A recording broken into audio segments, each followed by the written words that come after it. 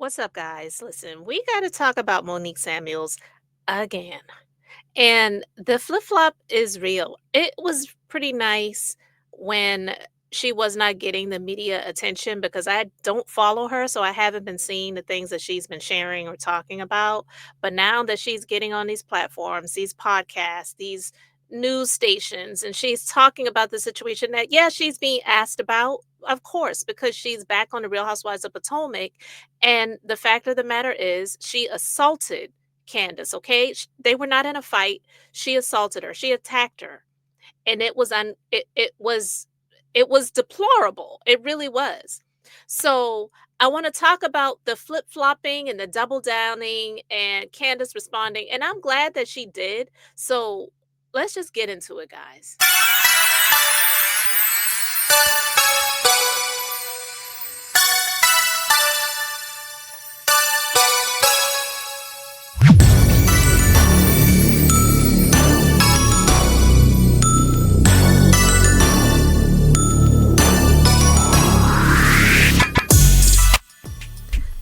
Thanks for stopping by the Being Beautifully Honest podcast and channel. Thanks for being here, being subbed. If you're not, hit the button. And if you're listening on YouTube, hit the like. It's like walking in the room and hitting that light switch.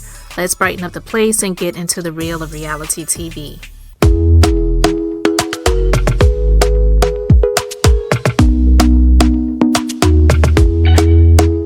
Talk to me nice, talk to me honestly. Look in my eyes, don't let it fall on me. Say you a good guy, make me believe it. Don't wanna hear it, I wanna see it. See how rewind when we rewind.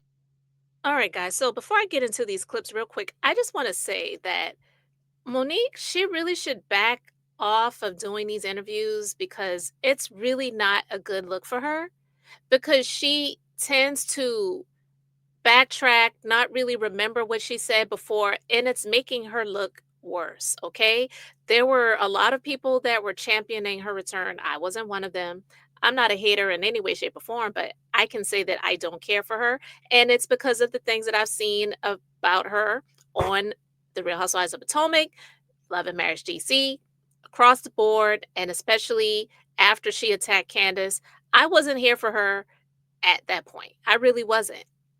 And I liked her up until that point. But I just was like, this is just not a good look for her. And she's arrogant. She's stuck in her ways. And to me, she seems to be the common denominator when it comes to these people that she talks about. I'm not here to say that every person that she has discussed is an innocent party in any way.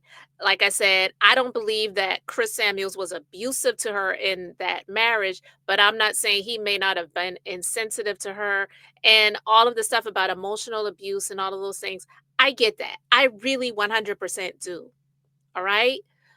But I also believe that it's a very slippery slope. Emotional abuse is real, verbal abuse is real. I'm not saying that it isn't. But what I am saying is, I believe it really is a slippery slope when these people who get on these television shows, all right, showcasing a marriage, and then when things fall apart and they still want to stay in the public eye and they still want to stay on TV, then they are, or not they are, they're saying the ex-husbands were terrible to them. They were doing this, they were doing that, and blah, blah, blah.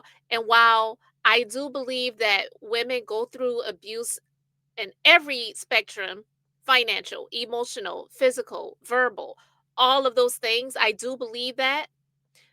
Unfortunately, I feel like people like them, like her, like Quad, just giving another example, who are on television who do this stuff, they really are a terrible example of the real victims who actually do go through this stuff because I'm just saying I believe that there is an issue when someone claims that they were in this abusive relationship and then they come on these reality shows and they're showcasing this marriage, and then when things fall apart and they still want to stay on TV, then they come out and they say all of these terrible things about the ex-husband to make that person out to be the villain. I think it's not I don't like it. I'm just going to say that. I don't like it.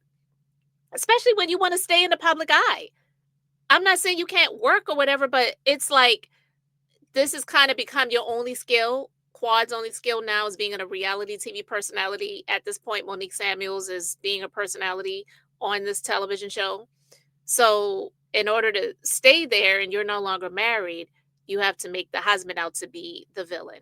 I'm just saying.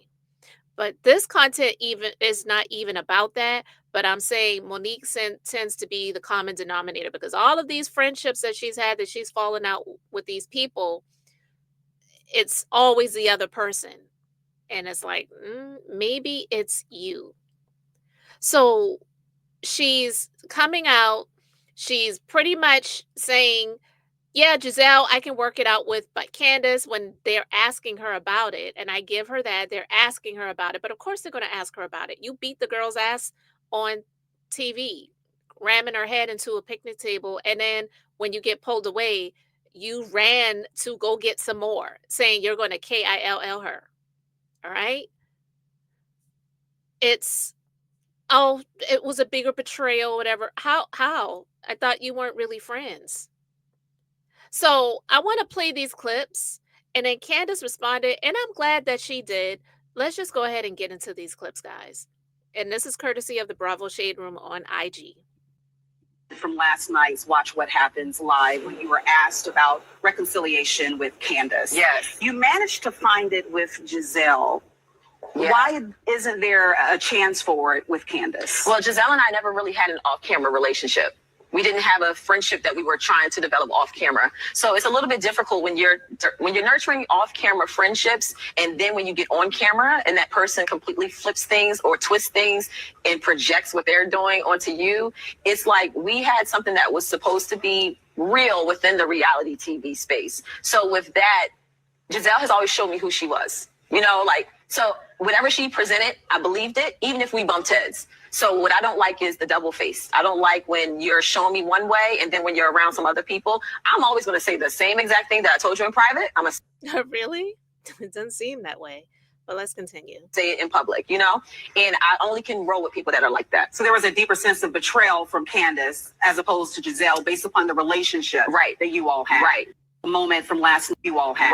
Right. There was a lot of things happening off camera. Okay. Yeah. Do you think it would change if maybe she extended the olive branch? Does it have to come from her first, or? Yeah, I just don't feel like every time when you go through something, there has to be this reconciliation that happens. I think that's why a lot of people stay stuck in relationships and friendships that they've outgrown a long time ago. At some point, you have to move on and just let it be what it is and learn your lesson from it and say, you know what, this sucked. We went through it, but I was able to grow from this. What were you able to do? Relationship. Right. Like, we've seen that you've done so much work on yourself. How do you feel about your relationship with Candace, and do you see there ever being a reconciliation? There was no relationship, and sometimes moving on doesn't mean. What was that? There was no relationship? That's what you said on Watch What Happens Live, but then on this Fox News station, you said, well, Giselle and I, we weren't trying to kindle a relationship off camera, but with Candace, you know, we were trying to do that, and she was different on camera than what she was off camera. So which is it? You know what I'm saying? I'm just like, oh my God, this girl is insufferable. I would never want to read her book. There is nothing I can learn from her. She still has a whole lot to learn. Somebody right here said, girl, Giselle set the whole thing up. She the reason you and Candace was fighting because she kept on going back and forth between both of y'all, telling each other what each one said. And you know Giselle didn't like you. So I don't even know why was you listening to anything Giselle was saying. The fact of the matter is Monique is in need of a check. And in order to continue to get that check, she has to kiss the ring of Giselle pretty much, because Giselle is in charge of the girls over there. I don't think it's cool or fair, but it is what it is. For whatever reason, she is a favorite, and that's what it is. Giselle doesn't have to really showcase anything about her real life or storyline. I mean, yeah, okay, she's showing they made 10 million downloads on their podcast. Okay, whatever. Your children are out of the house. Okay, fine. And you're in a fight for the real will of your father, who unfortunately passed away. Okay. But for all of these years, she skirted by and skated by, causing mess and drama, stirring the pot in other people's lives. And so it's like, this is so disingenuous, but I want to get into what Candiace had to say in response to it, because I'm really glad that she. Bailey said at the reunion, I don't recall I don't know, but she mentioned, you came up about, she said she's apologized to you, and I couldn't help it. That's what that was in the clip. I don't think because based on what you said, I don't think you felt like you got that actual apology, and I don't recall it either, so maybe yes. I mean, I have PTSD from the entire experience, so it's possible that I could be misremembering, but I do not recall ever receiving an apology from that girl. I mean, and I see a lot of clips of her talking about like how she was unhealed. I'm like paraphrasing, but how she was unhealed, and much of her behavior was because she was an unhealed girl, which, okay, child, we after we all got pain, we all got some healing to do and therapy to do, but it's just, it all like reeks to me of like, she apparently said at the reunion, like reeks to me of like skirting around real accountability. Mostly because, like you said, if you wanted to apologize to me, you would have and could have called me directly. And I'm not now, nor have I ever been with none of this show shit, this camera shit, like this, I wanted to apologize, but I wanted to save it for this camera or that camera. That to me is a crock of shit. Like, when you inflict real live pain on people and real live trauma on people, you need to offer a real live apology that does not need to involve cameras. So it's just all of these conversations about me or that involve me or are me adjacent. I don't take it, I don't consider it as remorse or apologetic. And I also think it's cute because I don't really see her out in the public much speaking unless she's talking about me. So what does that say about your relevance? Oops. And honestly, you can call it shade, you could call it hate, you could call it whatever you want to call it, but you can't say it's a lie. And no, she may not be bringing the subject up herself and people are asking her about it, but she could not expect to come back to be on the show as a flute holder, a friend of, or a flea in the room and not be asked the question, because that's where she left off. And honestly, I hate to say it, because we've seen a lot of BS go down on these different Housewives franchises, but I have to say, what Monique did, I feel, is one of the worst things that we have seen. Because they actually showed it. They showed this to us. They wanted us to see this. All right. And even though I don't agree with what Kenya did to Britt, even though a lot of people don't like Britt and they feel a lot of ways about Britt, and it was definitely a workplace situation that never should have gone down, and it should not have even allowed to be shown in that way. I feel that they gave Monique more grace than they gave Kenya, and Kenya deserved more than what Monique got. I don't believe Monique should have had the opportunity to return, and Kenya didn't. But I digress. She's right.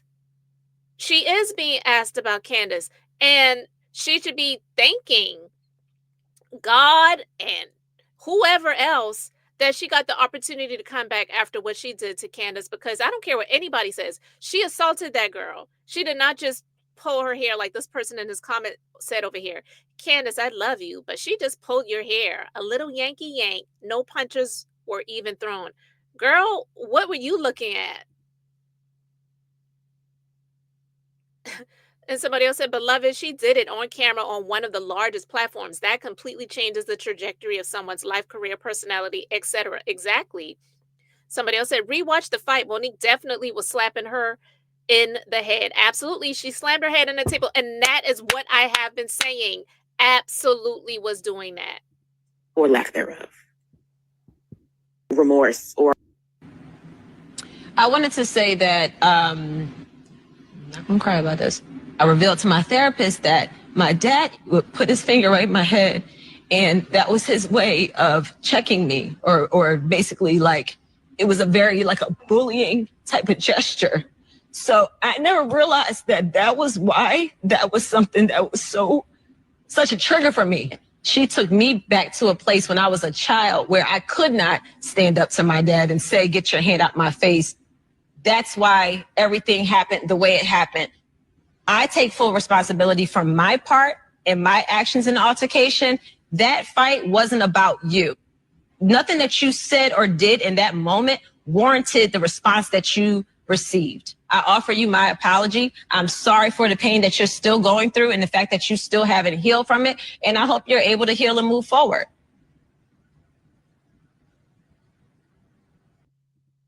So if that was her apology, and I've heard it said over and over again, you can't do wrong to somebody and tell them how to feel.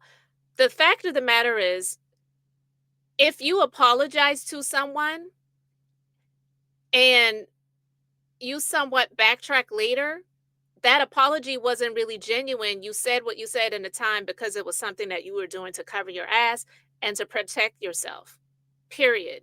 And it was after she did this that she backtracked.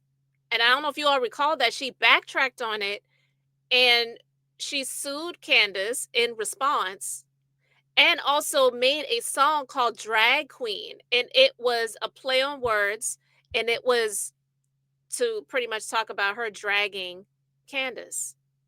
So I don't know how anybody else would feel if they were like, well, yeah, this person apologized to me, but later on they backtracked and then they also doubled down and they said, this and that and the other about me. And then also tried to blame me for what they did to me.